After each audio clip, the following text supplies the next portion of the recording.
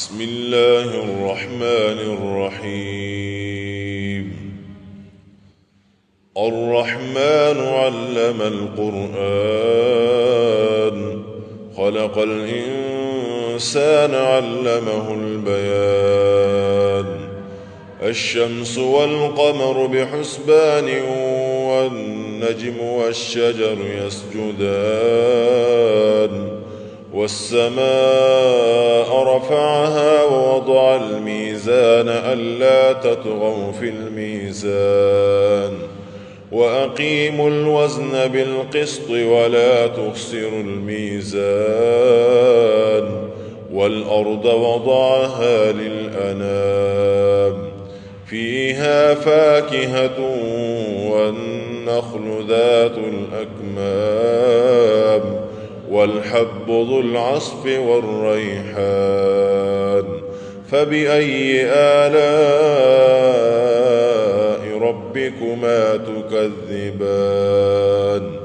خلق الإنسان من صلصال كالفخار، وخلق الجان من مارج من نار. فبأي آلاء ربكما تكذبان؟ رب المشرقين ورب المغربين، فبأي آلاء ربكما تكذبان؟ مرج البحرين يلتقيان، بينهما برزخ لا يبغيان. فبأي آلاء ربكما تكذبان؟ يخرج منهما اللؤلؤ والمرجان. فبأي آلاء ربكما تكذبان؟ وله الجوار المنشآت في البحر كالأعلام. فبأي آلاء ربكما تكذبان؟ كل من عليها فان، ويبقى وجه ربك ذو الجلال والإكرام. فبأي آلاء ربكما تكذبان؟ يسأله من في السماوات والأرض، كل يوم هو في شأن. فبأي آلاء ربكما تكذبان؟ سنفرغ لكم أيها الثقلان. فبأي آلاء ربكما تكذبان؟ يا معشر الجن والإنس إن استطعتم أن تنفذوا من أقطار السماوات والأرض فانفذوا، لا تنفذون إلا بسلطان. فبأي آلاء ربكما تكذبان؟ يرسل عليكما شواظ من نار ونحاس فلا تنتصران. فبأي آلاء ربكما تكذبان؟ فإذا انشقت السماء فكانت وردة كالدهان. فبأي آلاء ربكما تكذبان؟ فيومئذ لا يسأل عن ذنبه إنس ولا جان. فبأي آلاء ربكما تكذبان؟ يعرف المجرمون بسيماهم فيؤخذ بالنواصي والأقدام. فبأي آلاء ربكما تكذبان؟ هذه جهنم التي يكذب بها المجرمون يطوفون بينها وبين حميم آن فبأي آلاء ربكما تكذبان ولمن خاف مقام ربه جنتان فبأي آلاء ربكما تكذبان ذواتا أفنان فبأي آلاء ربكما تكذبان فيهما عينان تجريان فبأي آلاء ربكما تكذبان فيهما من كل فاكهة زوجان فبأي آلاء ربكما تكذبان متكئين على فرش بطائنها من استبرق وجنى الجنتين دان فبأي آلاء ربكما تكذبان فيهن قاصرات الطرف لم يطمثهن إنس قبلهم ولا جان فبأي آلاء ربكما تكذبان كأنهن الياقوت والمرجان فبأي آلاء ربكما تكذبان هل جزاء الإحسان إلا الإحسان فبأي آلاء ربكما تكذبان ومن دونهما جنتان فبأي آلاء ربكما تكذبان مدهامتان فبأي آلاء ربكما تكذبان فيهما عينان نضاختان فبأي آلاء ربكما تكذبان فيهما فاكهة ونخل ورمان فبأي آلاء ربكما تكذبان فيهن خيرات حسان فبأي آلاء ربكما تكذبان حور مقصورات في الخيام فبأي آلاء ربكما تكذبان لم يطمثهن إنس قبلهم ولا جان فبأي آلاء ربكما تكذبان متكئين على رفرف خضر وعبقري حسان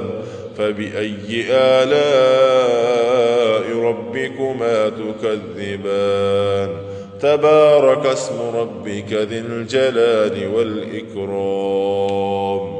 بسم الله الرحمن الرحيم تبارك الذي بيده الملك وهو على كل شيء قدير الذي خلق الموت والحياة ليبلوكم أيكم أحسن عملا وهو العزيز الغفور الذي خلق 7 سماوات طباقا ما ترى في خلق الرحمن من تفاوت فارجع البصر هل ترى من فطور ثم ارجع البصر كرتين ينقلب إليك البصر خاسئا وهو حسير ولقد زينا السماء الدنيا بمصابيح وجعلناها رجوما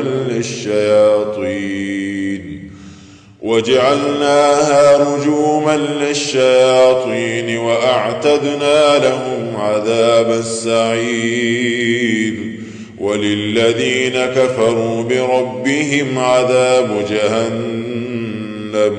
وبئس المصير إذا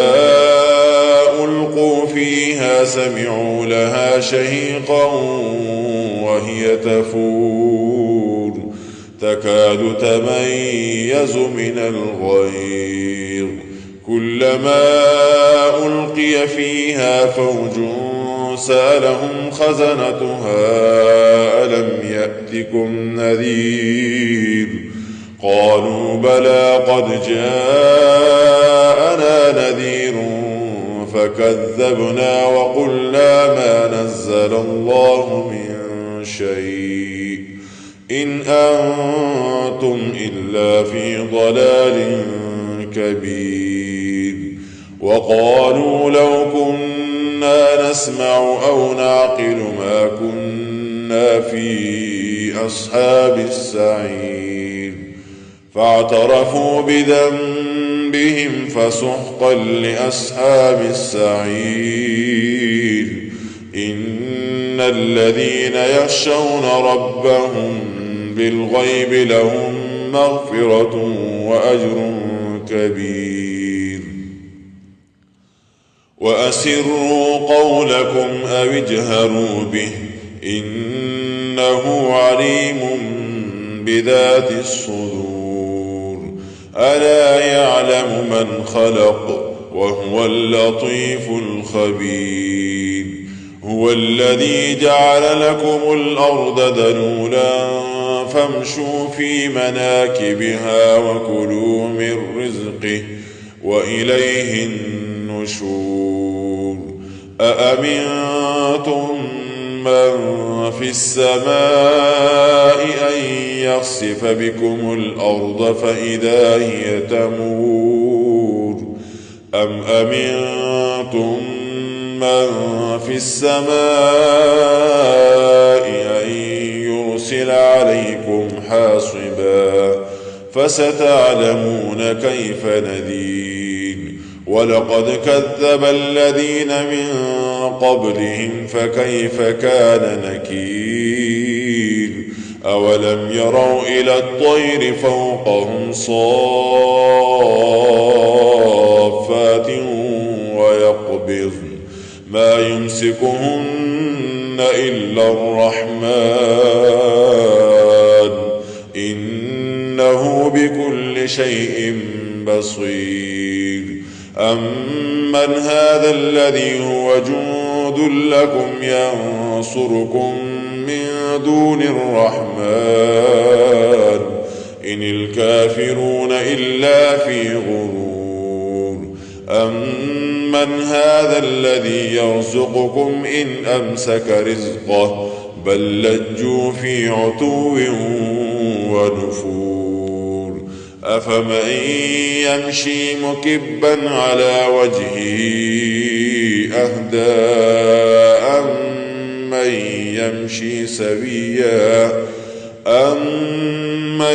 يمشي سويا على صراط مستقيم قل هو الذي أنشأكم وجعل لكم السمع والأبصار والأفئدة قليلا ما تشكرون قل هو الذي ذرأكم في الأرض وإليه تحشرون ويقولون متى هذا الوعد إن كنتم صادقين قل إنما العلم عند الله وإنما أنا نذير مبين فلما رأوه زلفة سيئت وجوه الذين كفروا وقيل هذا الذي كنتم به تدعون قل أرأيتم إن أهلكني الله ومن معي أو رحمنا فمن يجير الكافرين من عذاب أليم قل هو الرحمن آمنا به وعليه توكلنا فستعلمون من هو في ضلال مبين قل أرأيتم إن أصبح ماؤكم غورا فمن يأتيكم بماء معين بسم الله الرحمن الرحيم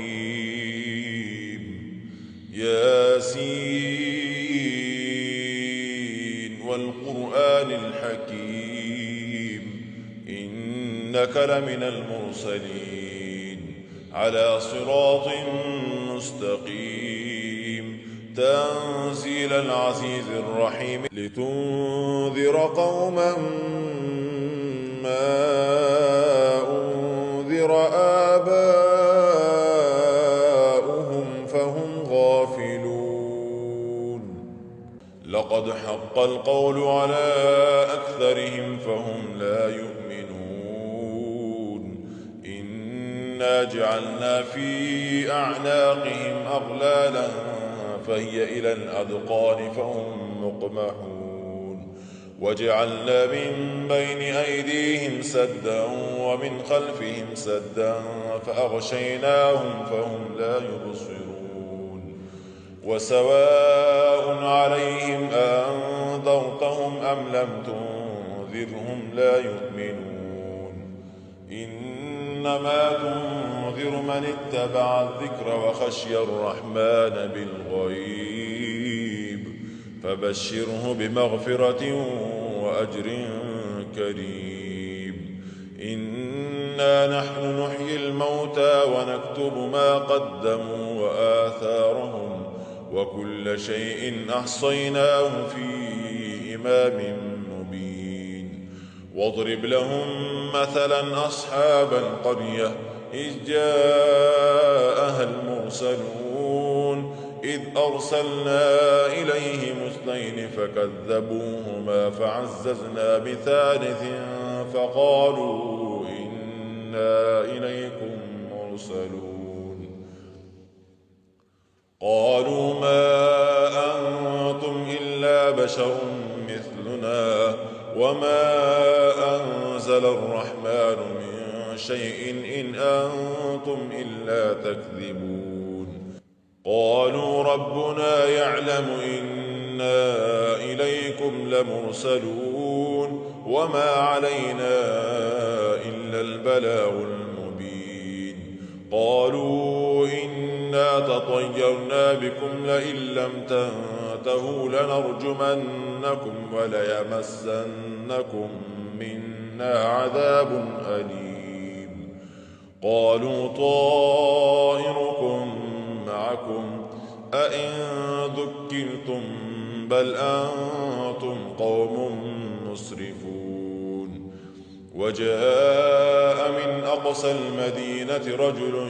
يسعى قال يا قوم اتبعوا المرسلين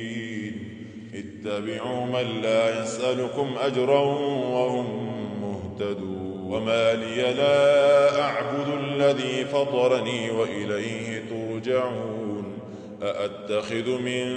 دونه آلهة إن يردني الرحمن بضر لا تغن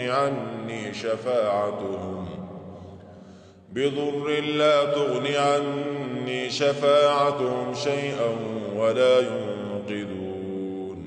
إني إذا لفي ضلال مبين إني آمنت بربكم فاسمعون قيل ادخل الجنة قال يا ليت قومي يعلمون بما غفر لي ربي وجعلني من المكرمين وما أنزلنا على قومه من بعده من جند من السماء وما كنا منزلين إن كانت إلا صيحة واحدة فإذا هم خامدون يا حسرة على العباد ما يأتيهم من رسول إلا كانوا به يستهزئون ألم يروا كم أهلكنا قبلهم من القرون أنهم إليهم لا يرجعون وإن كل لما جميع لدينا محضرون وآية لهم الأرض الميتة أحييناها وأخرجنا منها حبا فمنه يأكلون وجعلنا فيها جنات من نخيل وأعناب وفجرنا فيها من العيون ليأكلوا من ثمره وما عملته أيديهم أفلا يشكرون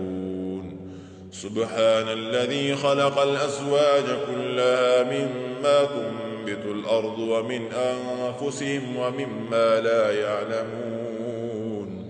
وآية لهم الليل نسلخ منه النهار فإذا هم مظلمون والشمس تجري لمستقر لها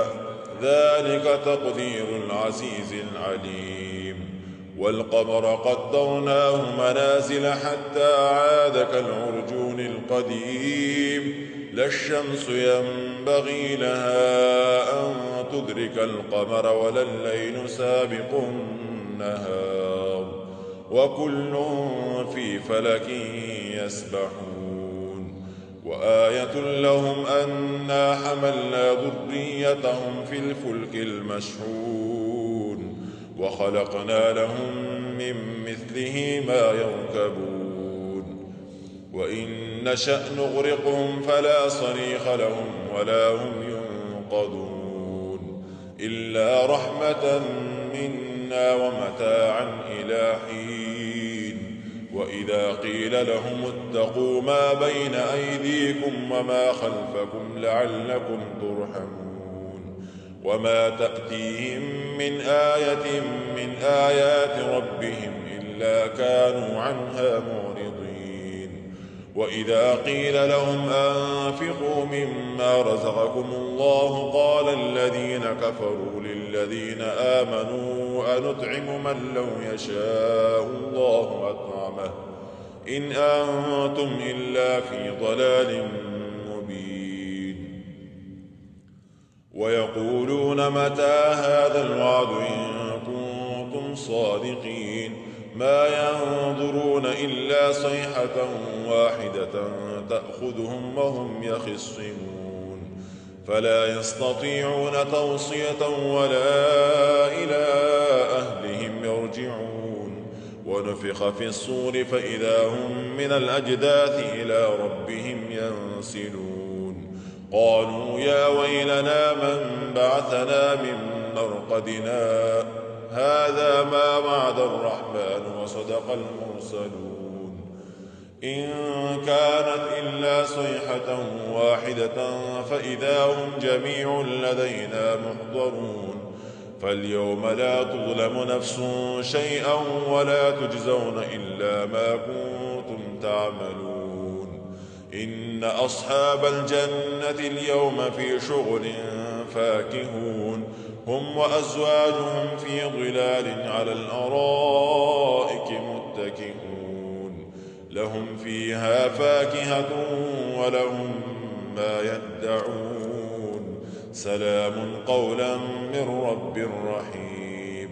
وامتازوا اليوم أيها المجرمون ألم أعهد إليكم يا بني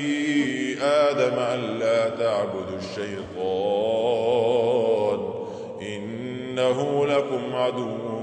مبين وأن اعبدوني هذا صراط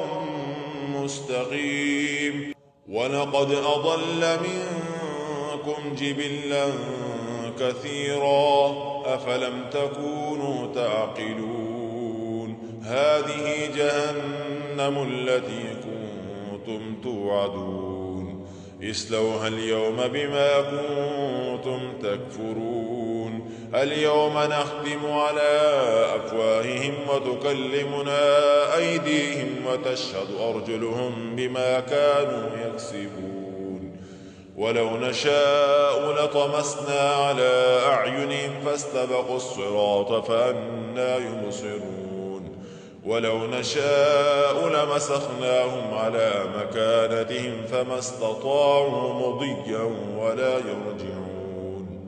ومن نعمره ننكسه في الخلق أفلا يعقلون وما علمناه الشعر وما ينبغي له إن هو إلا ذكر وقرآن مبين لينذر من كان حيا ويحق القول على الكافرين أولم يروا أنا خلقنا لهم مما عملت أيدينا أنعاما فهم لها مالكون وذللناها لهم فمنها ركوبهم ومنها يأكلون ولهم فيها منافع ومشارب أفلا يشكرون واتخذوا من دون الله آلهة لعلهم ينصرون لا يستطيعون نصرهم وهم لهم جند محضرون فلا يحزنك قولهم إنا نعلم ما يسرون وما يعلنون أولم ير الإنسان أنا خلقناه من نطفة فإذا هو خصيم مبين وضرب لنا مثلا ونسي خلقه قال من يحيي العظام وهي رميم قل يحييها الذي أنشأها أول مرة وهو بكل خلق عليم الذي جعل لكم من الشجر الأخضر نارا فإذا أنتم منه توقدون أوليس الذي خلق السماوات والأرض بقادر على أن يخلق مثلهم بلى وهو الخلاق العليم إنما أمره إذا أراد شيئا أن يقول له كن فيكون فسبحان الذي بيده ملكوت كل شيء وإليه ترجعون